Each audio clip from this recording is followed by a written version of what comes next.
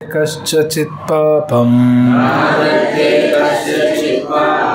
न चैव सुकृतं विपुः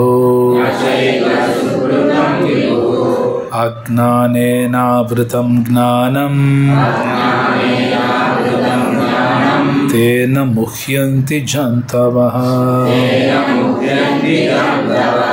नाधत्ते कश्चित् पापं न तं विपुः இல்லை ஆதத்தே ஏற்பது கஷ்யசித் எவருடைய பாபம் பாவத்தையும் ந இல்லை ச மேலும் ஏவ நிச்சயமாக சுக்ருதம் புண்ணிய செயல்கள் விபு பரமபுருஷர் அஜ்ஞானேன அறியாமையால் ஆவிருதம் மறைக்கப்பட்டு ஞானம் தேன அதனால் முகியந்தி மயங்குகின்றனர் ஜந்தவ உயிர்வாளிகள். மொழிபெயர்ப்பு கூட சொல்லுங்க. அச்செயலின் பாவ புண்ணியத்தை பரமபுருஷரும் ஏற்பதில்லை. ஜீவனின் உண்மை ஞானம் அறியாமையினால் மறைக்கப்பட்டுள்ளது. இந்த அறியாமையே ஆத்மாவின் மயக்கத்திற்கு காரணமாகும். பொருளுரை: விபு எனும் சமஸ்கிருத வார்த்தைக்கு அளவற்ற ஞானம், செல்வம், வலிமை, புகழ், அழகு, துறவு ஆகியவை நிரம்பிய பரமபுருஷர் என்று பொருள். அவர் பாவ புண்ணியங்களால் பாதிக்கப்படாமல் தன்னில் திருப்தியுடையவராக விளங்குகிறார். எந்த ஒரு ஆத்மாவின் குறிப்பிட்ட சூழ்நிலையையும் அவர் உண்டாக்குவதில்லை.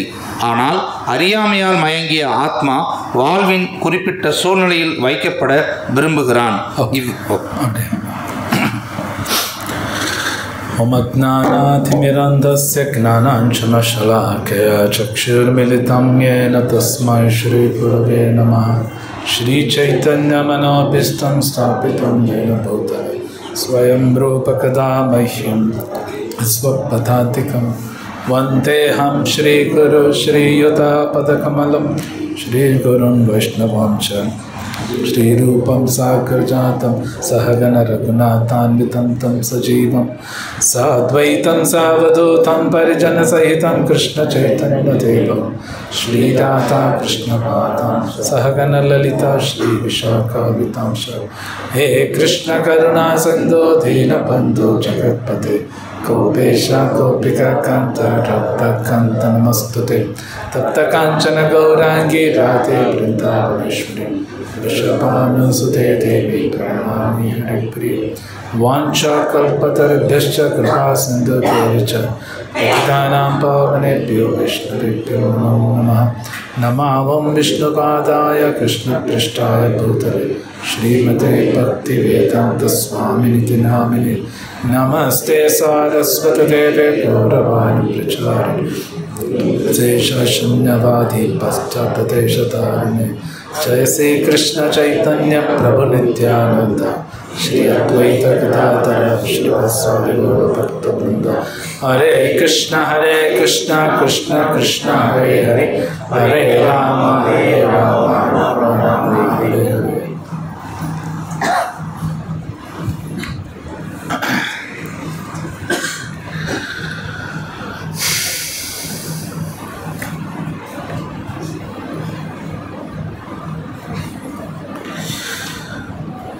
ஸோ இந்த அத்தியாயம் தமிழில் வந்து என்ன? கர்மயோகம் கிருஷ்ண உணர்வில் செயல். கர்மயோகம் கிருஷ்ண உணர்வில் செயல்.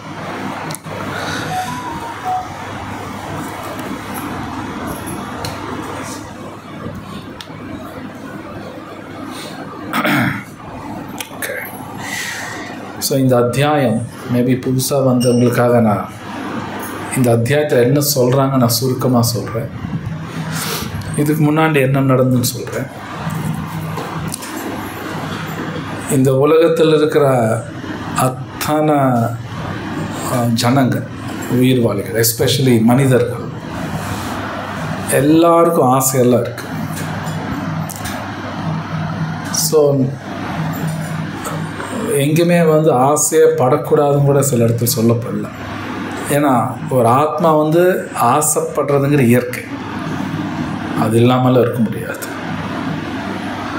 ஸோ நம்மளோட வேதத்தோட டிசைன் எப்படி இருக்குன்னா, ஒரு ஆத்மா ஒன்று ஆசைப்படுதுன்னு வைங்க, வேதம் எப்படி இருக்குன்னா அந்த ஆசையை வந்து தர்மம் பிரகாரம் அது வந்து நிறைவேற்றிக்கும் சொல்லும். தர்ம பிரகாரம் நிறைவேற்றிக்கும் வேதம் வந்து அது கொடுக்குது. அது வந்து கர்மயோகான்னு சொல்லலாம். ஸோ கர்மயோகில் பார்த்தீங்கன்னா சில பேர் ஏதோ ஆசைகள் இருக்கும், இந்த பூஜை பண்ண அந்த பூஜை பண்ண இப்படி இருக்கும். ஆனால் அதில் விளைவும் இருக்குது, சம் ப்ராப்ளம்ஸும் வரும், வராமல் இருக்காது, கண்டிப்பாக வரும். ஜென்ரலாக கர்மயோகம் அப்படி இருக்கும். ஆனால் அந்த கர்மயோகா பண்ணும்போது இன்னும் சில பிரச்சனைகள் என்னென்னா, சம்டைம்ஸ் நமக்கு சில செய்ய பிடிக்காது, ஆனால் செஞ்சிடும். அது செய்யக்கூடாதுன்னு நினைப்போம், செய்வோம். அது எல்லாருக்கும் அது இருக்கும். கோவப்படக்கூடாதுன்னு நினைப்போம், கோவப்படுவோம். கோவப்படக்கூடாதுன்னு நினைப்பேன், கோவப்படுவேன். அப்போது இது வந்து அர்ஜுனரும் கேட்குறாரு, ஏன் இப்படி நடக்குது? அப்போ கிருஷ்ணர் பதில் கொடுக்குறார், அது காமம் நிறையா இருக்குது அப்படிங்கிறார். அந்த காமம் இருக்கிற இடங்கள்லாம் சொல்கிறார், எங்கே இருக்குது அந்த காமம், எங்கே ஒளிஞ்சிருக்குன்னு சொல்கிறார். அப்புறம் அது எப்படி அதுலேருந்து எடுத்துறது, இந்த காமா எடுக்கிறது, அதெல்லாம் பேச போகிறார். அதுக்கப்புறம் என்னென்னா, இப்போ இந்த அத்தியாயத்தில் ஒரு ஆத்மா படிப்படியாக முன்னேறும் பொழுது ஒரு ஆத்மா தன்னோட வேலை செய்யும், ஆனால் பலன்கள் எதிர்பார்க்கவே பார்க்காது. ஆனால் வேலை நல்லா செய்வாங்க. அது படிப்படியாக தான் நடக்கும், உடனேலாம் நடக்காது. அவங்க கடமையை அவங்க செய்வாங்க, ஆனால் பலன் எதிர்பார்க்க மாட்டாங்க. அதுதான் இந்த அத்தியாயத்தில் வருது, 5th chapter. இதெல்லாம் படிப்படியாக தான் நடக்கும். இப்போ நாம் எல்லாமே ஏதோ ஒரு வேலை செய்கிறோம், ஆனால் பலன் எதிர்பார்க்காம செய்கிறோமா இல்லையாங்கிறது அவங்கவுங்களுக்கு தான் தெரியும், அவங்கவுங்களுக்கு தான் தெரியும். ஸோ கிருஷ்ணா அது எப்படி செய்கிறது தான் இந்த அத்தியாயத்தில் பேசுகிறார். அதில் இன்றைக்கி பார்க்குற ஸ்லோகத்தில் ரொம்ப அழகாக இப்போ அவர் கூட படித்தார், ரொம்ப அழகாக இருக்குது. நம்ம வாழ்க்கையில் ஒரு கெடுதல் வருதுன்னே வச்சுக்குவோம், அது பகவான் உண்டாக்குறது கிடையாது. பல பேர் என்னன்னு சொல்லுவாங்கன்னா, பகவான் உண்டாக்கிட்டா இருப்பான். கெடுதல் நடந்தாலே பகவான் உண்டாக்கிட்டார், நல்லது நடந்தால் நான் உண்டாக்கணுமா, அது இப்படி தான் பேசுவாங்க. ஆனால் ஆக்சுவலாக ரெண்டுமே நான் தான் உண்டாக்குறேன். பகவான் ரோல் இருக்கான ரோல் இருக்குது, அது இருக்குது, இல்லைன்னு கிடையாது. ஆனால் என் வாழ்க்கையில் நடக்கக்கூடிய அந்த கெடுதலுக்கு நான் தான் காரணம், பகவான் காரணம் சொல்லக்கூடாது. ஜஸ்ட் லைக் ஒரு பையன் எக்ஸாமில் ஃபெயில் ஆகிட்டான்னு வைங்க, டீச்சர் தான் காரணம்னா யாரும் ஒத்துக்க மாட்டாங்க. ஃபெயில் ஆகிட்டான்னா நீ ஒழுங்காக எழுதல, அதுதான் ஃபெயில் ஆகிட்டேன்னு தான் சொல்லுவாங்க தவிர, டீச்சர் என்ன ஃபெயில் பண்ணாங்க அதனால் நான் ஃபெயில் ஆகிட்டேன் அப்படின்னா யாரும் ஒத்துக்க மாட்டாங்க. டீச்சர் தான் ஃபெயில் பண்ணுறாங்க, ஆனால் டீச்சர் காரணம் கிடையாது. ஸோ இங்கே அவர் படித்ததில் கடைசி சென்டென்ஸில் ஒன்று இருக்குது, ஒரு ஆத்மா வந்து, ஆத்மானா நாம் இந்த மாதிரி சூழ்நிலை நான் இருக்குன்னு நாம்பளாம் எதிர்பார்க்குறோம். உதாரணத்துக்கு சில பேர் கோயிலுக்கு போயிட்டு, எனக்கு ஒரு வீடு கொடுங்க, எனக்கு ஒரு வேலை கொடுங்க, ஒரு ஹஸ்பண்டு கொடுங்க, ஒய்ஃபு கொடுங்க, குழந்தை கொடுங்க, நானாக தான் கேட்குறேன். அதெல்லாமே நான் தான். அவர் வந்து சும்மா போய் நொயின்னு கேட்குறேன். அப்போ அவரும் பார்ப்பார், என்னோடய கர்மா எப்படி இருக்குது எல்லாம் விதியெல்லாம் பார்ப்பார். பார்த்து சம்டைம்ஸ் கொடுப்பாரு, கொடுக்காமல் இருக்கலாம், கொடுக்கலாம். ஆனால் அவர் காரணம் கிடையாது. நான் தான் வந்து என்னை இந்த மாதிரி சூழ்நிலையில் வைங்கன்னு நான் தான் கேட்குறேன், பகவான் கிடையாது. அப்போது ஒரு சரியான சூழ்நிலை நான் கேட்கணுன்னா ரொம்ப அறிவு வேணும்.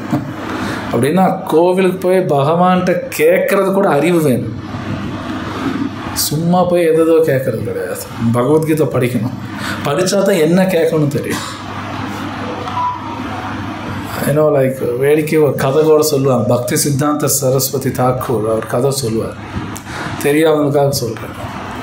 ஒரு தடவை ராஜா வந்து அவரோட கிங்டம்னா அவர் அரசு அந்த அவரோட ஊர் ராஜாக்காரர். அந்த ஊர் அப்படியே போகிறார். போகும்பொழுது ஒரு ஏதோ பிச்சைக்காரனை பார்க்குறார். என்னமோ இந்த பிச்சைக்காரனுக்கு ஏதாவது செய்யணும்னு நினைக்கிறார். அவர் சொல்கிறார், இந்த பிச்சைக்காரனை பார்த்து இந்த அன்றைக்கி நீ என்னோடய ராஜ்யத்துக்கு வா அப்படிங்கிறார்.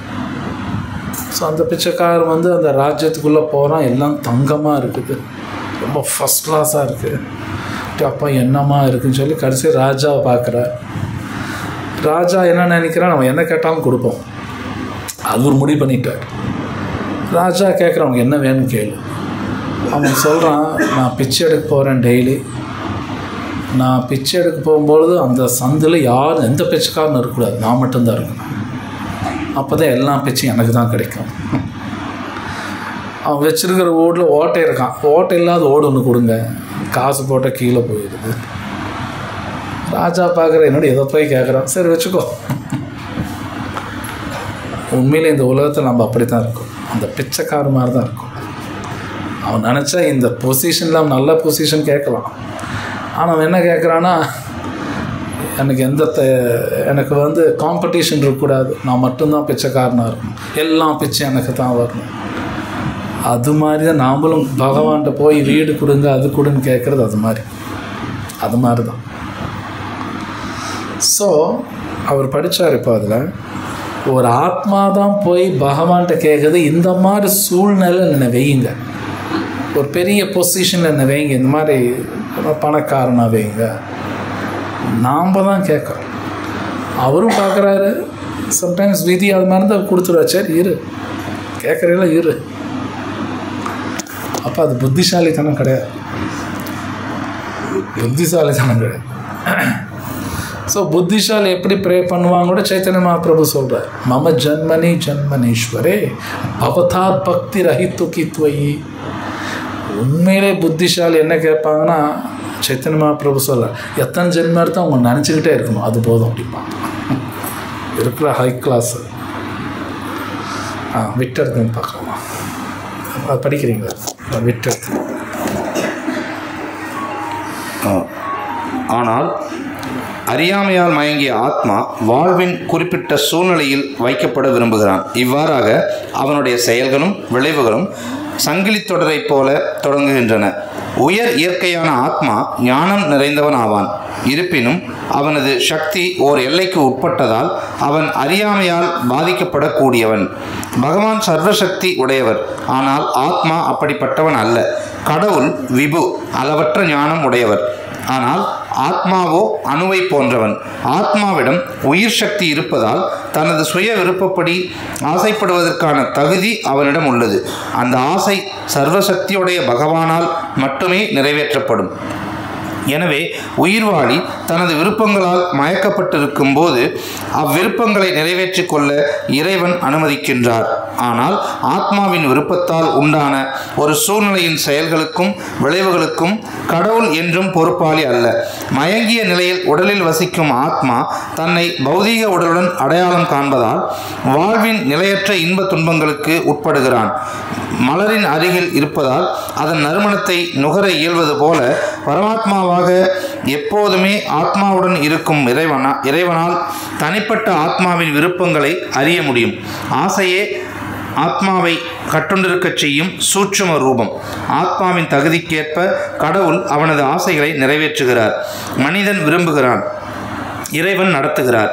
தனது ஆசைகளை நிறைவேற்றும் சர்வசக்தி தனிப்பட்ட ஆத்மாவிடம் இல்லை. ஆனால் கடவுளால் எல்லா ஆசைகளையும் நிறைவேற்ற இயலும். அனைவருக்கும் சமமாக விளங்கும் கடவுள் சிறிதளவு சுதந்திரத்தையுடைய ஆத்மாவின் ஆசைகளில் தலையிடுவதில்லை. ஓகே. ஸோ அவர் படிக்கும்போது ஒரு சில முக்கியமான எவ்ரி சென்டென்ஸ் முக்கியம்தான். அதில் ஒன்று அவர் படித்தார். ஆத்மா வந்து நம்மெல்லாம் ஆத்மா. அவர் சொல்கிறார் அணுங்கிறார். அணுன்னா சின்னது. இது உண்மை. நாம் எல்லாமே வந்து தப்பு பண்ணக்கூடிய வாய்ப்பு எப்பவுமே இருக்குது, இல்லாமலாம் கிடையாது. ஆனால் பகவான் வந்து விபு, ரொம்ப பெரியவர். இது ரொம்ப முக்கியம். என்னென்னா இப்போ உதாரணத்துக்கு நம்ம குழந்தை இருக்குது, நம்ம குழந்தை தப்பு பண்ணக்கூடாது, சின்ன குழந்தை தப்பு பண்ணக்கூடாதுன்னா பொதுவாக என்னப்பா தன் குழந்தை தங்கிட்டே வச்சுக்குவாங்க, சும்மா விட மாட்டாங்க. தனியாக விட்ட என்ன ஆகுன்னு அது ஏதோ போய் பண்ணிவிடும். அதனால் அந்த குழந்தை தன்கிட்டே வச்சுக்குவாங்க. அப்போது நாம் பகவான் கூடவே இருந்தால் தான் நாமளும் தப்பு பண்ண மாட்டோம். பகவான் கூடவே இருக்கும். நம்ம இல்லைன்னா நம்ம கண்டிப்பாக தப்பு பண்ணுவோம், தப்பு பண்ணியே தீரணும். அப்போது நான் தப்பு பண்ணக்கூடாதுன்னா பகவான் ஸ்மரணத்தில் இருந்தால் மட்டும்தான் தப்பு பண்ண மாட்டேன். ஸ்மரணம்னா பகவான் நினைக்கிறது, அவர் சொன்னபடி கேட்குறது. அதனால ஆச்சாரியாஸ் எப்பவுமே ஹரே கிருஷ்ணா சொல்லுவாங்க. ஹரே கிருஷ்ணா கிருஷ்ணா கிருஷ்ணா ஹரே ஹரே, ஹரே ராம் ஹரே ஹரே. ஏன் சொல்கிறாங்கன்னா சொல்லலைன்னா தப்பு பண்ணுவாங்கன்றான். தப்பு பண்ணிடுவான். மேபி தெரிஞ்சும் பண்ணலாம், இல்லை தெரியாமல் பண்ணலாம், ஆனால் பண்ணுவான். ஸோ அப்போ நான் நிறைய ஆசைப்படுறேன், ஆனால் அதுக்கு முழுக்க நான் தான் காரணம் தவிர பகவான் கிடையாது.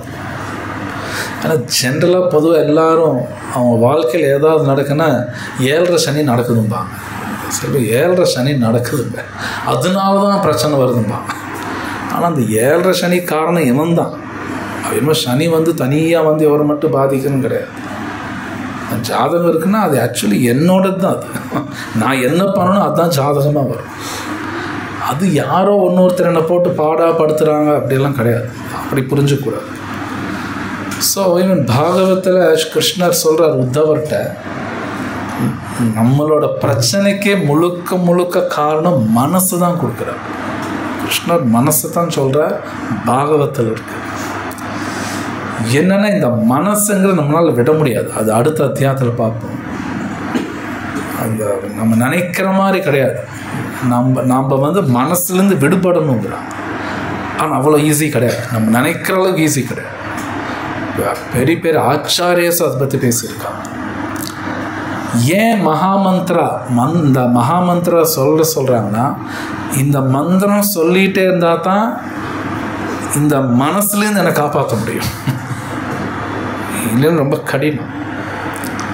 ஸோ அவர் படிக்கும்போது ஒரு சென்டென்ஸ் படித்தா, நம்ம எல்லாருக்குமே ஃப்ரீ வில் இருக்குது. ஃப்ரீ வில்னா சுதந்திரம்.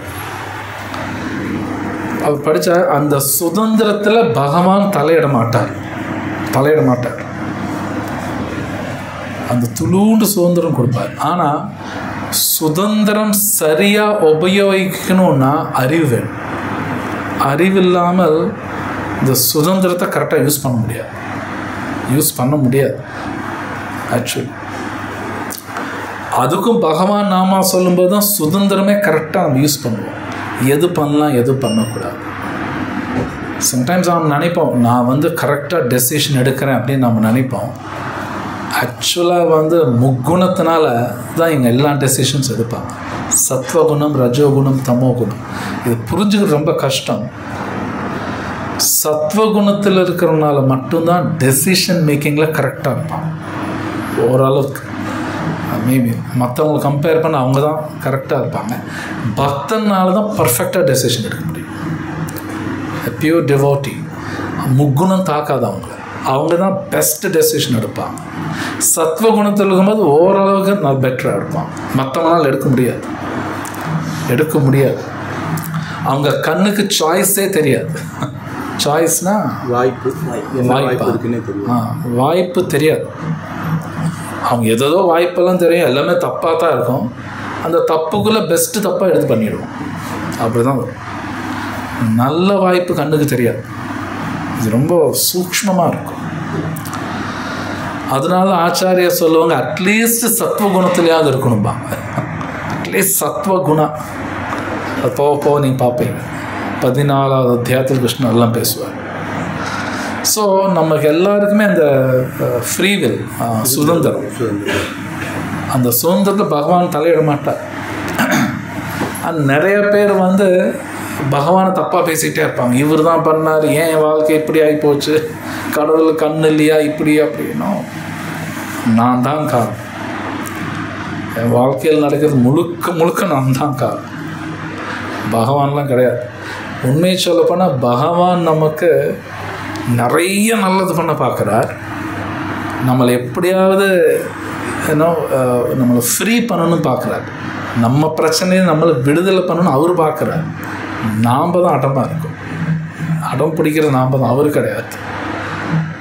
ஸோ அதனால என்ன, கிருஷ்ணர் விடுவார், ஓகே பார்த்துக்கோ. ஒரு உதாரணத்துக்கு சம்டைம்ஸ் வீட்டில் அப்பா அம்மா வந்து ஒரு குழந்தைக்கு சொல்லுவாங்க, ரொம்ப சாக்லேட் சாப்பிடாத, ஐஸ்கிரீம் சாப்பிடாதுன்னு சொல்லுவாங்க.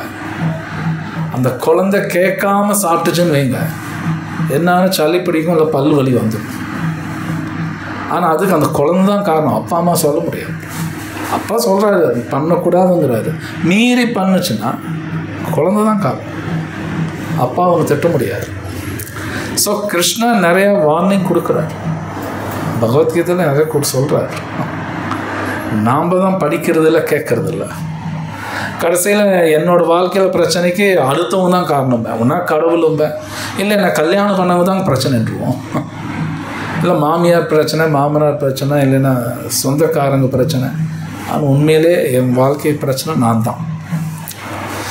ஸோ ஒருத்தர் ஹரே கிருஷ்ணா சொல்லும் பொழுது தான் நம்மளோட சுதந்திரத்தை கரெக்டாக யூஸ் பண்ண முடியும், இல்லை முடியாது. அதில் அவர் படிக்கும்போது ஒன்று, பரமாத்மா நம்ம கூடவே இருக்கார். கிருஷ்ணா எல்லார் உடம்புலையும் இருக்கார். நாம் என்னென்ன ஆசைப்படுறோமோ எல்லாமே கிருஷ்ணா தெரியும். சம்டைம்ஸ் நான் சில ஆசைப்படுறேன், ஆனால் என்னோடய விதி பிரகாரம் அது இன்னும் கொடுக்கவே மாட்டார். சில பேர் கரெக்டாக அவங்க நினைக்கிறதும் விதியும் கரெக்டாக ஒரு மேட்ச் ஆகும், அந்த பொருளும் கிடைக்கும். ஆனால் அவங்க என்ன நினச்சிப்பாங்கன்னா, என்னோட முயற்சியில் கிடைச்சிருச்சு. கிருஷ்ணர் சாங்ஷன் பண்ணியிருக்கார். ஆனால் அவர் சாங்ஷன் பண்ணுறான்னு பல காரணங்கள் இருக்கும், அது நமக்கு புரியாது. ஏன்னா இந்த உலகத்தில் சில பேர் என்ன நினைக்கிறாங்கன்னா, நான் ஒழுங்காக இருந்தால், என் மனசு சுத்தமாக இருந்தால் நான் கோயிலுக்கு போக தேவையில்லை, இப்படி பேசுறவங்க இருக்காங்க. இதெல்லாம் முழுக்க பொய். கோயிலுக்கெல்லாம் போகாமல் மனசு சுத்தமாக வச்சுக்க முடியாது. அவங்க சும்மா தியரட்டிக்கலாக பேசுவாங்க, இம்பாசிபிள். ஜஸ்ட் லைக் நான் ஸ்கூலுக்கே போகல, ஆனால் எனக்கு எம்பிபிஎஸ் என்னென்ன நாலேஜ் இருக்குது எல்லாமே இருக்குங்கன்னா யார் நம்புவாங்க? Thoughts impossible. என் மனசு சுத்தமாக இருக்குன்னா ஒரு குருட்ட போய் கேட்கணும், எப்படிங்க பண்ணுறதுன்னா ஒரு குருட்ட போய் தான் கற்றுக்கணும், எப்படி என் மனசு சுத்தமாக வச்சுக்கிறது. இந்த அறிவு எப்படி எனக்கு இந்த அறிவு எனக்கு வேணும்னா குருட்டத்தை போய் தான் கற்றுக்கணும். தானாலாம் வராது. சில பேர் நினைப்பாங்க தானாக வரும், அப்படியெல்லாம் வராது.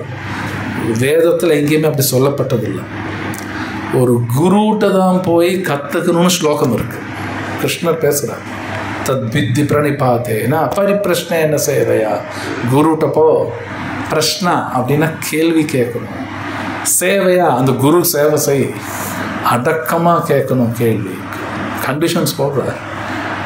கிருஷ்ணர் இன்னொருத்தர் சொல்கிறார், ஆச்சாரியோ பாஷனம், ஆச்சாரியன்ட்ட போய் கற்றுக்கோ, குருட்ட போய் கற்றுக்கோ. ஸோ நான் பர்சனலாக பார்த்துருக்கேன். நான் சொல்லுவாங்க, நான் கோயிலுக்கு போக மாட்டேன், ஆனால் என் மனசு சுத்தமாக இருக்குது, நான் எங்கேயும் போக தேவையில்லை, கடவுள் நான் போய் கேட்க தேவையில்லை, இதெல்லாம் உலகமாக போய் அது ஒரு அகங்காரம். ஆக்சுவலி நல்ல அகங்காரம் ஃபுல்லாக இருக்கும், வெளியே தெரியாது. ஸோ அந்த கிருஷ்ணா நம்ம எல்லாரோடும் பரமாத்மாவாக இருக்கார். நம்ம என்னென்ன நினைக்கிறோன்னு எல்லாமே தெரியும். ஸோ பாகவத்தில் என்ன கொடுக்குறாங்கன்னா, நம்ம என்ன ஆசைப்படுறோமோ கிருஷ்ணா நிறைவேற்றிடுவார். அது இந்த ஜென்மத்தில் இருக்கும் அவசியம் இல்லை. நான் போன ஜென்மத்தில் நினச்சி கூட இந்த ஜென்மத்தில் நிறைவேற்றிடுவார். ஏன் நான் தான் கேட்குறேன் அப்படின்னா நான் ஆசைப்படுறத விட ஜாக்கிரதையாக தான் ஆசைப்படணும். ஏன்னா எல்லா ஆசையும் நிறைவேற்றிடுவார். பாகவத்தில் கொடுக்குறாங்க, எந்த வரிசையில் நினைக்கிறோன்னு அதே வரிசையில் கொடுத்துருவாராம், கிருஷ்ணர் கொடுத்துருவார். ஸோ அதனால கிருஷ்ணர் சொல்கிறார், பெட்டர் ஏதாவது ஆசைப்பட்டேன்னா என்ன ஆசைப்படுங்கிறார் கிருஷ்ணா. கிருஷ்ணரே சொல்கிறார், மாமேகம் சரணம் பிரஜா, எங்கிட்ட சரணாதி பண்ணிடு. நெக்ஸ்ட் பண்ணணும்.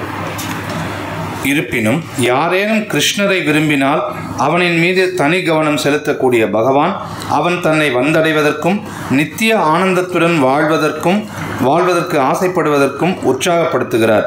எனவே வேத வாக்கியம் உறுதி செய்கின்றது, ஏஷ உக்யேவ சாது கர்ம காரயதி தம்யம் ஏப்யோ லோகேப்ய உன்னீஷத்தே ஏஷ உ ஏவ சாது கர்ம காரயதி யம் அதோ நிதீஷத்தே. உயிர்வாளிகள் ஏற்றம் பெறுவதற்காக கடவுள் அவர்களை புண்ணிய காரியங்களில் ஈடுபடுத்துகிறார். நரகத்திற்கு செல்வதற்காக அவர்களை கடவுள் பாவ காரியங்களில் ஈடுபடுத்துகிறார். கௌஷிதகி உபனிஷத் 3.8. அக்ஞோ ஜந்துர் அனிஷோ அயம் ஆத்மனக சுகதுக்கையோ ஈஸ்வர பிரேரித்தோ கச்சேத் ஸ்வர்க்கம் வாஸ்வ அப்ரம் ஏவச்ச. ஆத்மா தனது சுக துக்கத்திற்கு இறைவனை முழுமையாக சார்ந்துள்ளான். மேகம் காற்றினால் விரட்டப்படுவதைப் போல இறைவனின் இச்சையால் அவன் ஸ்வர்க்கத்திற்கோ நரகத்திற்கோ போகலாம். எனவே உடல் பெற்ற ஆத்மா தனது நினைவிற்கு எட்டாத காலத்தில் கிருஷ்ண உணர்வை தவிர்ப்பதற்கு எழுந்த ஆசையினால் தனது சொந்த மயக்கத்திற்கு காரணமாகிறான். விளைவு நித்தியமான ஆனந்த அறிவுடன் விளங்க வேண்டிய அவன் இறைவனுக்கு தொண்டாற்றல் என்னும் தனது ஸ்வரூபத்தை அற்பத்தனத்தால் மறந்து மாயையினால் சிறைப்படுத்தப்பட்டுள்ளான். மேலும் அறியாமையின் ஆதிக்கத்தால் தனது கட்டுண்ட நிலைக்கு இறைவனே காரணம் என்றும் நினைக்கிறான். வேதாந்த சூத்திரமும் 2.1.34 இதை உறுதி செய்கின்றது. வைஷம்சய நைக்ரண்யே ந சாபேத்வாத் ததாஹி தர்ஷதி. இறைவன் விருப்பு வெறுப்புடன் இருப்பதாக தோன்றினாலும் அவர் யாரையும் வெறுப்பதும் இல்லை, விரும்புவதும் இல்லை.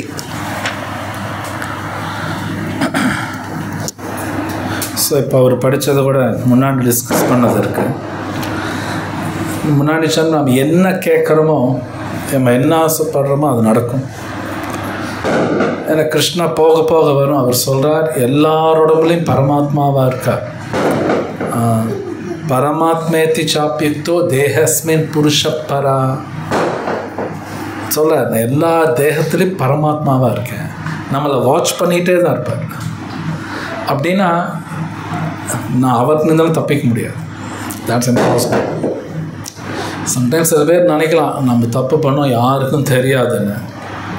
கிருஷ்ணரே சொல்கிறார், நான் வாட்ச் பண்ணிகிட்டே தான் இருக்கேன். கதிர் பர்த்தா பிரபு சாட்சிங்கிற. சாட்சினா விட்னஸ், சாட்சி. கிருஷ்ணர் சொல்ல, நான் சாட்சியாக இருக்கேன். ஒருத்தர் கஷ்டப்படுறாங்க அப்படின்னா அவங்க அது தே டிசர்வ் இட் அப்படின்னா தகுதியானவங்க தான். அது அவங்களுக்கு நடக்கணும், அவ்வளோதான். அவங்களுக்கு நடக்கணும். சில பேருக்கு பணம் நிறையா வருதுன்னு வைங்க, சம்டைம்ஸ் அது பாட்டுக்கு வரும். சில பேர் சும்மா உட்காந்து கூட பணம் வரும். வரணுன்றது வரணும், அவ்வளோதான். அது யார் எதுவும் சொல்ல முடியாது. ஸோ இதுக்கு பின்னாடி ஒரு ஆள் பண்ணிகிட்ருக்காங்க. தானாக நடக்குது அப்படின்னு கிடையாது. That's nothing. எதுவுமே தானாக நடக்குது. இவன் லக்குங்க, இவனுக்கு எல்லாம் நடக்குது. லக்குன்னு ஒன்று கிடையாது. வேதத்தில் எங்கேயுமே லக்குங்கிற வார்த்தை கிடையாது. அவங்களுக்கு நடக்கணும், அது நடக்குது. இதுதான் உண்மை. நம்ம பேசும்போது லக்கும்போம், இஸ் லோ லக்கி. அது அவங்களுக்கு கிடைக்கணும்னு இருக்குது. அது என்ன காரணம் நம்ம சொல்ல முடியாது, அதெல்லாம் நம்ம சொல்ல முடியாது. ஆனால் எதுவுமே பகவானுக்கு தெரியாமல் நடக்காது, அவர் சாங்ஷன் பண்ணாமல் நடக்காதுன்னு கிருஷ்ணரே பகவத்கீதையில் சொல்கிறார். அவரே சொல்கிறார், என்னோட சாங்ஷன்லாம் எதுவும் நடக்காது அர்ஜுனாங்கிறார். ஸோ இதில் நம்ம தெரிஞ்சுக்க வேண்டிய பாயிண்ட் என்னென்னா, கிருஷ்ணரே சொல்கிறார், ஒரு ஆத்மாவோட வாழ்க்கையில் நடக்கிறதுக்கு அவர் காரணம் கிடையாதுங்கிறார். ஆனால் ரிசல்ட் ஃபைனலாக கொடுக்குறது அவர் தான். கொடுக்குற ரிசல்ட் அவர் தான். பட் இருந்தாலும் அவர் காரணம் கிடையாது. நான் முன்னாடி சொன்னபடி டீச்சர் காரணம் கிடையாது. ஒரு ஸ்டூடெண்ட் பாஸ் ஆகிறான், ஃபெயில் ஆகிறான்னா டீச்சரை காரணம் சொல்லக்கூடாது.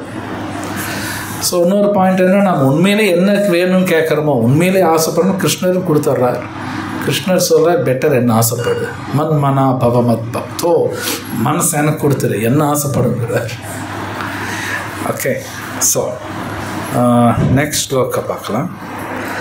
ஞானேன பூதஞானம் ஏஷாம் நாஷிதமாத்மனஹ தேஷாமாதித்யவஜ்ஞானம் பிரகாஷயதி தத்பரம். மொழிபெயர்ப்பு.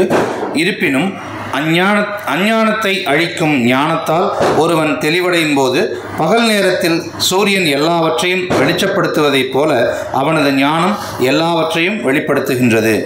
பொருளுரை: கிருஷ்ணரை மறந்தவர்கள் குழப்பத்தில் இருப்பது நிச்சயம். ஆனால் கிருஷ்ண உணர்வில் உள்ளவர்கள் குழம்புவதே இல்லை. சர்வம் ஞான பலவேன ஞானாக்னி சர்வ கர்மாணி என்றும் நகி ஞானேன சத்ருசம் என்றும் பகவத்கீதையில் கூறப்பட்டுள்ளது. ஞானத்திற்கு எப்போதும் உயர் மதிப்பு அளிக்கப்படுகிறது. அந்த ஞானம் என்பது என்ன? 7ஆம் அத்தியாயம் 19வது ஸ்லோகத்தில் கூறப்பட்டுள்ளது போல கிருஷ்ணரிடம் சரணடையும் போதே பக்குவ ஞானம் அடையப்படுகின்றது. பகுனாம் ஜன்மனாம் அந்தே ஞானவான் மாம் பிரபத்தியதே. பற்பல பிறவிகளை கடந்த பின் ஞானத்தில் பக்குவம் அடைந்தவன் கிருஷ்ணரிடம் சரணடையும் போது, அதாவது கிருஷ்ண உணர்வினை அடையும் போது, பகலில் சூரியனால் எல்லாம் வெளிப்படுத்தப்படுவது போல அனைத்தும் அவனுக்கு வெளிப்படுத்தப்படுகின்றது. ஓகே, ஸோ இந்த ஸ்லோகா டிரான்ஸ்லேஷனே ரொம்ப ரொம்ப அற்புதமாக இருக்குது. சூரியனோட எக்ஸாம்பிள் கிருஷ்ணர் கொடுக்குறார். அது நல்லா புரிஞ்சுக்கணும். ஜஸ்ட் லைக் இப்போ நல்ல இங்கே வெளிச்சமாக இருக்குது. ஸோ இந்த வெளிச்சத்தில் பார்த்தீங்கன்னா இந்த ஒயர் மாதிரி தான் தெரியும். இது வந்து ஒயர். வெளிச்சம் இல்லைன்னா இது இவ்வளோ நீளமாக இருந்தால் வேறு மாதிரி நினச்சிக்கும். பாம்புன்னு கூட நினைக்கலாம். மைக்கு மாதிரி தெரியும். அந்தந்த பொருள் அது மாதிரி தெரியும். அது மாதிரி இந்த பகவத்கீதா அறிவு இருந்தால் மட்டும்தான் எது நல்லது எது கெடுதல்னு தெரியும் நமக்கு. இல்லைன்னா தெரியாது நமக்கு. ஒருத்தர் பகவத்கீதை படிக்கலைன்னு அது உண்மை. அவங்க கெடுதலே விரும்புவாங்க, ஆனால் அவங்களுக்கு தெரியாது. அவங்களுக்கே தெரியாது. கெட்டதெல்லாம் நல்லதுன்னு நினைக்கலாம், நல்லதெல்லாம் கெடுதல் நினைக்கலாம். நல்லது கெடுதல் நினைப்பாங்க. நான் பர்சனலாக அந்த மாதிரி நிறைய பார்த்துருக்கேன் உண்மையில். அதாவது முன்னாடி சொல்லியிருப்பேன், தெரியாதவங்களுக்காக சொல்கிறேன். ஒரு அம்மா வந்து தன்னோட பையன் பகவத்கீதை படிக்கிறது பார்த்து பயந்துக்குச்சு. ஏன்னா பகவத்கீதை படிக்கிறான், ஏதோ ஆயிருமோ என்னமோ அப்படின்னு. ஆனால் ஒரு அமெரிக்கா போய் என்ஜினியரிங் படிக்கணும்னா ரொம்ப சந்தோஷமாக இருப்பான். அமெரிக்காவில் இன்ஜினியரிங் படிக்கணும்னா ரொம்ப சந்தோஷமாக இருப்பான். ஆனால் பகவத்கீதை படித்தா பயந்துக்கிறாங்க. அது தப்பு தான். இட்ஸ் நாட் தட் அமெரிக்கா போய் இன்ஜினியரிங் படிக்கணும் எல்லாம் நல்லது நடக்கும் அப்படியெல்லாம் ஒன்றும் கிடையாது. ஆனால் ஒருத்தர் பகவத்கீதை படிக்கிறாங்க, உண்மையில் அவங்க நல்லது தான் நடக்கும். ஆனால் அது புரியறதில்லை. ஸோ ஒருத்தர் பகவத்கீதை படித்தா மட்டும்தான் எது நல்லது மாதிரி தெரியும், கெட்டது மாதிரி தெரியும். பகவத்கீதை படித்தா தான் அது நடக்கும், படிக்கலாம் அப்படி நடக்காது. ஸோ அதுதான் கிருஷ்ணர் சொல்கிற இந்த அறிவு ரொம்ப முக்கியமாச்சுன்னாக்குறார். ஸோ இப்போ ரீசெண்டாக கூட சில வீடியோஸ் எனக்கு சில அனுப்புனாங்க. இந்த திருடுறதுல கூட ரொம்ப சாமர்த்தியமாக இன்னும் பயங்கரமாக திருடுறாங்க. இன்னும் ஃபோன் வழியாக, கம்ப்யூட்டர் வழியாக, மொபைல் ஃபோன் ஹேக் பண்ணுறாங்க. ஆனால் அந்த திருடு ரொம்ப படிச்சிருக்கணுங்கிறான். அவன் எவ்வளோ படிச்சிருந்தா தான் திருட முடியுமா? அவன் பெரிய என்ஜினியராகவும் இருப்பான். ஸோ பார்த்தீங்கன்னா அவ்வளோ படித்து அவன் திருடுறான்னா காரணம் என்னென்னா இந்த அறிவு இல்லை. ஸோ ஈவன் ஈசோபனிஷத்தில் என்ன சொல்கிறாங்கன்னா, பகவத்கீதை தான் வேதங்கள், கிருஷ்ணர் சம்பந்தப்பட்ட அறிவு தான் வித்யானே சொல்கிறாங்க. வித்யானா பகவான் சம்பந்தப்பட்டது. இன்னும் நல்லா புரிஞ்சுக்கணுன்னா ஆத்மா சம்பந்தப்பட்டது, பரமாத்மா சம்பந்தப்பட்டது, பிரகிருதி அப்படின்னு சொல்லுவாங்க. இந்த 3 விஷயங்கள் சம்பந்தப்பட்டது தான் வித்யானே சொல்லுவாங்க. மற்றதெல்லாம் அவித்யான்னு தான் சொல்லுவாங்க. இப்போ உதாரணத்துக்கு மெடிக்கல் சயின்ஸ் இருக்குன்னு வைங்க, அது வித்யாவில் வராது, அவித்யாவில் தான் வரும். வெளியில் சொல்லும்போது அந்த நாலேஜுமாங்க. பட் ஈசோபனிஷத்தில் எப்படின்னா அவித்யான்னு சொல்லுவாங்க. கம்ப்யூட்டர் சயின்ஸ்னால் அவித்யா தான், எல்லாமே அவித்யாவில் தான் வரும். ஆத்மா, பகவான், பிரகிருதி தான் வித்யாவில் வரும். ஆனால் உபனிஷத்து என்ன சொல்லுதுன்னா ரெண்டுமே நமக்கு தேவை. மெடிக்கல் சயின்ஸும் வேணும், உடம்பு சரியில்லைன்னா டாக்டர் தானே போகிறோம், அதுவும் தேவை தான், இதுவும் தேவை தான், ரெண்டுமே வேணும். அப்போ தான் வந்து லைஃப் வந்து ஸ்மூத்தாக கொண்டு போக முடியும். ஆனால் இன்றைக்கி என்ன நினைக்கிறாங்கன்னா, இந்த வேதங்கள்லாம் தேவையில்லை, ஒரு 50 வயசுக்கு அப்புறம் பார்த்துக்கலாம், முதல் நல்ல பணம் சம்பாதிச்சிடுவோம். சில பேர் இப்படி பிளான் பண்ணுவாங்க, அது பைத்தியக்காரத்தனம் தான். ஆக்சுவலி வேதம் சம்பந்தப்பட்ட விஷயம் இருந்தால் மட்டும்தான் லைஃப் நல்லபடியாக கொண்டு போக முடியும். அது மட்டும் இல்லாமல் அவித்யாவை ஹேண்டில் பண்ண முடியும். அவித்யாவை ஹேண்டில் பண்ணணுன்னா வித்யா இருக்கணும். வித்யா இல்லாமல் அவித்யா ஹேண்டில் பண்ண முடியாது. இன்றைக்கி உலகத்தில் அது நடக்குது. உண்மையான வித்யா இல்லாதனால இப்போ நிறைய டெக்னாலஜியெல்லாம் வருது, அதை ஹேண்டில் பண்ண முடியல. அது மக்களுக்கு கெடுதல் பண்ணிடுது. அது மக்களுக்கு ஏன் கெடுதல் பண்ணுதோ அது நாம் தான் பண்ணுறோம். வித்யா இல்லை. வித்யா இல்லாமல் அவித்யாவை ஹேண்டில் பண்ண முடியாது, இம்பாசிபிள். ஸோ கிருஷ்ணரே சொல்கிறார், இந்த அறிவு ரொம்ப முக்கியம், சூரிய வெளிச்சம் அறிவு அப்படின்னு முடிச்சுக்கோங்க. உயிர்வாளி பல விதங்களில் மயக்கப்பட்டுள்ளான். உதாரணமாக, சற்றும் அறிவின்றி அவன் தன்னையே கடவுளாக எண்ணும்போது உண்மையில் அறியாமையின் இறுதி வலையில் வீழ்கிறான். ஆத்மாவே கடவுள் எனில் அவன் எவ்வாறு மயக்கத்திற்கு உட்படுவான்? கடவுள் மாயையில் மயங்குவாரா? அப்படியெனில் மாயை கடவுளை விட வலிமை வாய்ந்ததாகிவிடும். பக்குவமான கிருஷ்ண உணர்வில் நிலைபெற்றுள்ள நபரிடமிருந்து மட்டுமே உண்மை ஞானத்தை அடைய முடியும். எனவே அத்தகு அங்கீகரிக்கப்பட்ட ஆன்மீக குருவை தேடி அவரின் கீழ் கிருஷ்ண உணர்வினை பயில வேண்டும். சூரியன் இருளை விரட்டுவதைப் போல கிருஷ்ண உணர்வு மாயையை விரட்டிவிடும். தான் இந்த உடல் அல்ல, உடலுக்கு அப்பாற்பட்ட திவ்யமான ஆத்மா என்னும் முழு ஞானத்தில் ஒருவன் இருந்தாலும் ஆத்மாவையும் பரமாத்மாவையும் பகுத்தறிவது அவனுக்கு சாத்தியமில்லாத செயலாக இருக்கலாம். இருப்பினும் அவன் கிருஷ்ண உணர்வில் உள்ள அங்கீகரிக்கப்பட்ட பக்குவமான குருவிடம் தஞ்சமடைந்து விட்டால் அனைத்தையும் நன்றாக அறிய முடியும். கடவுளையும் கடவுளுடனான தனது உறவையும் கடவுளுடைய பிரதிநிதியை சந்தித்தால்தான் அறிய இயலும். அவரிடம் கடவுளை பற்றிய ஞானம் இருப்பதால் கடவுளுக்கு சாதாரணமாக செய்யப்படும் எல்லா மரியாதையும் அவருக்கு செலுத்தப்படும் போதிலும் கடவுளின் பிரதிநிதியான அவர் தன்னை ஒருபோதும் கடவுள் என்று கூறிக்கொள்ள மாட்டார். கடவுளுக்கும் ஆத்மாவுக்கும் உள்ள வேறுபாட்டை கற்றல் வேண்டும். எனவேதான் பகவான் ஸ்ரீ கிருஷ்ணர் 2ஆம் அத்தியாயத்தின் பதம் 2.12 ஒவ்வொரு ஆத்மாவும் தனித்தன்மை உடையவன் என்றும் தானும் தனித்தன்மை உடையவன் என்றும் கூறினார். அவர்கள் இறந்த காலத்திலும் தனிநபர்கள், நிகழ்காலத்திலும் தனிநபர்கள், எதிர்காலத்திலும் முக்திக்கு பிறகும் தனிநபர்களே. இரவில் நாம் எல்லாவற்றையும் ஒன்றாக காண்கிறோம். ஆனால் பகலில் சூரியன் வானில் உள்ளபோது ஒவ்வொன்றின் உண்மை நிலையும் புலப்படுகிறது. தனித்தன்மையுடன் கூடிய ஆன்மீக வாழ்வை உணர்வதே உண்மை ஞானமாகும்.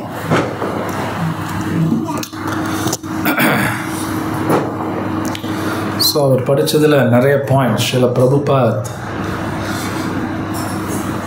சில பேர் நினைப்பாங்க அவங்க தான் கடவுள்னு நினச்சிக்கிறாங்க. இன்றைக்கி அந்த மாதிரி இந்தியாவில் நிறைய பேர் பேசுகிறாங்க, நம்ம எல்லோரும் கடவுள்ன்றுவாங்க. இது கேட்க நல்லா தான் இருக்கும். பட் ஆக்சுவலி ஸ்பீக்கிங், கடவுளோட அம்சம்னால ஒன் சென்ஸ் கடவுள்னு சொல்லலாம், ஆனால் இல்லைன்னு சொல்லலாம். எப்படி 1 கிலோ தங்கமும் 1 கிராம் தங்கம் ரெண்டும் தங்கம் தான், இருந்தாலும் குவான்டிட்டியில் டிஃப்ரென்ஸ் இருக்குது. 1 கிலோ தங்கம் தான், 1 கிராம் தங்கம் ரெண்டும் தங்கம் தான், பட் குவான்டிட்டின்னு ஒன்று இருக்குது. ஸோ பகவானுக்கு இருக்கிற குணங்கள் அத்தனை குணம் நமக்கெல்லாம் கிடையாது, அவ்வளோ சக்தி நமக்கு கிடையாது. ஆனால் பகவானோட அம்சம் தான். அவர் படித்ததில் ரொம்ப ஒரு முக்கியமான பாயிண்ட், ஒரு குருகிட்ட தான் போய் எல்லாமே இதெல்லாம் கற்றுக்கணும். இது ஏன் நான் ரொம்ப சொல்கிறேன்னா, நான் ரீசெண்டாக ஒருத்தர் பேசுகிறாங்க, ஐ திங்க் சம் வீடியோவில். அந்த அம்மா சொல்லுது, வீட்டில் பிரச்சனை போகணும் அப்படின்னா எலுமிச்சம்பழம் கட் பண்ணி வீட்டோட 4 கார்னரில் வெய்யி, நடுவில் ஒரு விளக்கு பற்ற எல்லாம் போயிடுது. உலகத்தை ஏமாத்துறது. அப்படியெல்லாம் பிரச்சனைகள் ஒன்றும் போகாது. ஒரு எலுமிச்சம்பழம் மிஞ்சி பிஞ்சுமா 5 ரூபா இருக்கும், ஒரு 10 ரூபாயில் எல்லா பிரச்சனையும் போயிடுது. It's cheating business.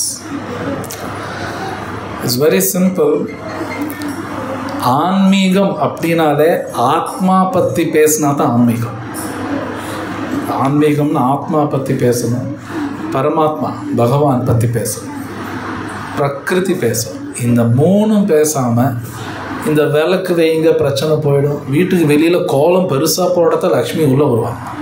யாரோ ஒன்று விடுது, அது பாட்டுக்கு சின்ன கோலம் போட்டால் வரமாட்டாங்க. ஒருத்தர் கேள்வி, பூஜை ரூம் சாத்தி இருந்தால் லக்ஷ்மி அப்போ தான் உள்ளே இருப்பாங்க, திறந்து வச்சா ஓடி போயிடுவாங்க. பைத்தியக்கார தான் இந்த மாதிரி பேசுறவங்க இருக்காங்க, நான் பார்த்துருக்கேன். இது ஏன் நம்புகிறாங்கன்னா இந்த அறிவு இல்லை. பகவத்கீதை படிக்கணும்னா இந்த மாதிரி விஷயங்களை நம்புவாங்க. பிரச்சனை போகணுன்னா ஆக்சுவல் நம்ம கையில் தான் இருக்குது. ஒரு எலுமிச்சு போல் எங்கேயாவது வச்சுட்டா போயிடும், அப்படியெல்லாம் போகாது. கிருஷ்ணர் அப்படி சொன்னதில்லை, அப்படியெல்லாம் சொன்னதில்லை. ஸோ ஒரு குருகிட்ட தான் போய் கற்றுக்கணும். முன்னாடி சொன்னேன், ஆன்மீகம்னா ஆத்மா பற்றி பேசியே ஆகணும். ஆத்மா பற்றி பேசணும் ஆன்மீகம் கிடையாது, ஆன்மீகமே கிடையாது, சீட்டிங் அது. நீங்கள் பார்க்கலாம், மோஸ்ட்லி நிறைய பேர் ஆன்மீகம்னு சொல்லிட்டு எதோ பேசுவாங்க. ஆத்மா பற்றி விஷயம் இருக்காது, பரமாத்மா கிருஷ்ணா பற்றி விஷயம் இருக்காது. அவங்க சீட் பண்ணுறான். ஸோ அதனால தான் பகவத்கீதை படிக்கணும்னு சிவபெருமான் சொல்கிறார். ஈவன் பாகவத்தில் என்ன சொல்கிறாங்கன்னா, இந்த ஆத்மா இந்த ஆன்மீக ஞானம் வேணும்னாலே மகாஜன ஏனகத சபந்தாக அப்படின்னா மகாஜனர்கள் என்ன சொல்கிறாங்களோ அதுதான் கேட்கணும். மகாஜனாஸ்னா 12 பேர் இருக்காங்க, அந்த 12 பேர் சொல்கிறது தான் கேட்கணும். அந்த 12 பேர் யாருன்னா பிரம்மா, நாரதர், சிவபெருமான், பீஷ்மா, ஜனகா, பலி மகாராஜ், யமதர்மராஜ், சுகதேவ் கோஸ்வாமி, இந்த 12 பேர் குமாரர்கள். இவங்க என்ன சொல்கிறாங்களோ அதுதான் ஃபைனலாக எடுத்துக்கணுமோ தவிர வேறு சொல்கிறவங்க எடுத்துக்கூடாது. இது பாகவதமே சொல்லுது. ஸோ சிவபெருமான் அத்தாரிட்டி, அவர் சொல்கிறார் பகவத்கீதை படித்தாகணும். அவர் சொல்கிறார், ஸ்லோகமெல்லாம் இருக்குது. ஸோ அப்போ ஒருத்தர் பகவத்கீதை படிக்கலைன்னா எது உண்மைன்னு தெரியாது, ஏமாந்துருவாங்க. லைஃப்பில் ஏமாறுது 100%. பகவத்கீதை படிக்கணும்னா ஏமாந்தே தீர்வான். ஸோ அதனால் நாமளும் சொல்கிறோம், பகவத்கீதை படிங்க, ஹரே கிருஷ்ணா சொல்லணும். அது செய்ய தான் தெரியும். அவர் படித்தார், பகுனாம் ஜன்மனாம் அந்தே ஞானவான் மாம் பிரபத்தியதே. சம்டைம்ஸ் பல ஜென்மங்கள் கூட எடுத்துக்கும், இது புரிஞ்சுக்கிறது பல ஜென்மங்கள் எடுக்கும். ஆனால் ஸ்ட்ரிக்டாக உட்காந்து சைத்தன்ய மகாபிரபு சொன்ன கேட்டோம்னா ஒரே ஜென்மத்தில் முடிச்சோம், அதுவும் சொல்லப்பட்டிருக்கு. ஸோ இந்த நாலேஜ் ரொம்ப முக்கியம். அதனால் நாமளும் படிக்கணும், குழந்தைங்க சொல்லி கொடுக்கணும். இந்த நாலேஜ் கொடுத்தாங்க. பொதுவாக இந்த உலகத்தில் எல்லாரும் பெற்றோர்கள் நிறைய பேர் என்ன நினைக்கிறாங்கன்னா, மேபி என் குழந்தை ஏதோ வெளிநாடு போய் ஒரு பெரிய MIT இல்லை IIT ஆக்ஸ்ஃபோர்டில் படித்தா லைஃப் நல்லா செட்டில் ஆகிடுவான். இது 100க்கு 100 பொய். அதனால் போய் படிக்கூடாதுன்னு அர்த்தம் கிடையாது. இந்த அறிவு இல்லாமல் அது வச்சுக்கிட்டாலும் ஆஃப் நோ யூஸ் கிடையாது. இது உண்மை. இது நான்லாம் பர்சனலாக நானே பார்த்துருக்கேன். நான் பார்க்கலையும் கிடையாது, நானே பார்த்துருக்கேன். இந்த அறிவு இல்லாமல் எந்த அறிவு இருந்தாலும் யூஸ்லெஸ் தான். இந்த அறிவு வேணும், இது மோஸ்ட் இம்பார்ட்டன்ட். ஸோ கிருஷ்ணரே சொல்கிறார், இந்த அறிவு எடுத்துக்கோ அப்படிங்கிறார்.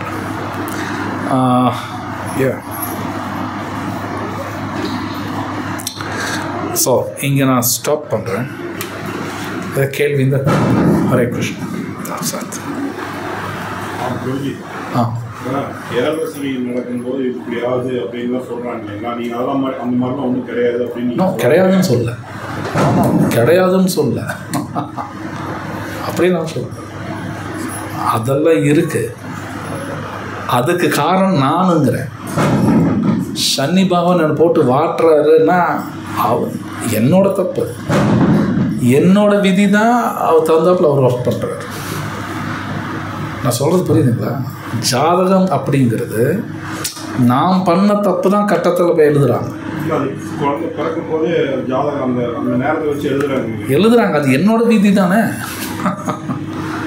புரியுதுங்க நான் சொல்கிறது? போகிற ஜென்மல் பண்ணது, அது முன்னாடி ஜென்மத்தில் பண்ணது தான் அந்த கட்டத்துக்குள்ள வரும். ஸோ நான் தான் ரெஸ்பான்சிபிள். சனி என்னை போட்டு பாடா படுத்துறாரு, அவரை திட்டக்கூடாது, அவரை சொல்லக்கூடாது. என் பிரச்சனை எங்கிட்ட தான் இருக்குது. ஜாதகங்கள்லாம் உண்மை, அது பெரிய சயின்ஸ், அது பெரிய சயின்ஸ். கிருஷ்ணர் பகவத்கீதை சொல்கிறார், இது கடைப்பிடிச்சோம்னா அது மாறிடும். அது மாறிடும். ஸ்லோகம் இருக்குது, பகவத்கீதையில் இருக்குது. ஆனால் இது கடைப்பிடிக்காமல் அது சரிப்படுத்த முடியுமா? படுத்தவே முடியாது. யாராவது ஜாதகாரம் சொன்னால் ஏமாத்துறோம், தட் சீட்டிங். இது ஃபாலோ பண்ணால் அது மாறிடும். 18.66 படிக்கிறீங்களா? அவர் படிப்பார், கேளுங்க, அதில் இருக்கு சர்வதர்மான.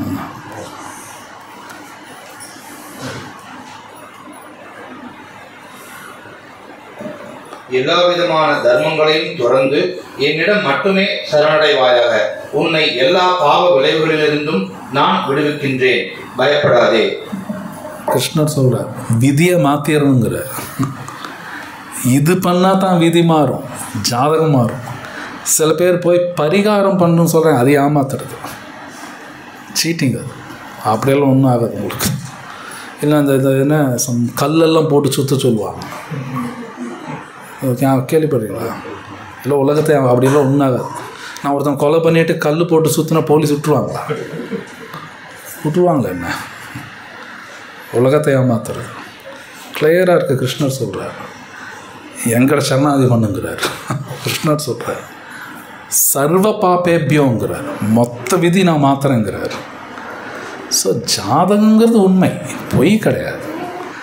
பட் நிறையா ஜாதகக்காரங்க பேசுறது நான் பார்த்து 99.999 சீட் பண்ணுறாங்க. அது உண்மை, சீட்டிங் தான். பகவத்கீதை படித்தா தான் நமக்கு தெரியும் சீட் பண்ணுறான் அப்படின்னு.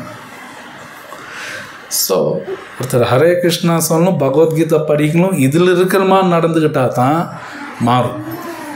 No doubt. ஏன்னா கிருஷ்ணர் சொல்லியிருக்கார். யா. ஸோ வேறு ஏதாவது கேள்வி இருக்கா?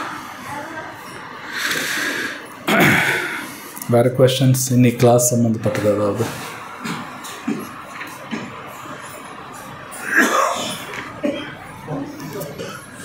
ओके, ग्रंथरा श्रीमद् भगवत गीता की जय, शिल प्रभुपाद की जय. சில முக்கியமான அனௌன்ஸ்மெண்ட். வர சனிக்கிழமை சில பிரபுபாதோட ஷீடர் இங்கே வராரு. சாட்டர்டே ஈவினிங் 7 மணிக்கு, வர சனிக்கிழமை சாயங்காலம் 7 மணிக்கு கிளாஸ் இருக்குது. மிஸ் பண்ண வேணாம் யாரும். ஞாயிற்றுக்கிழமை காலையில்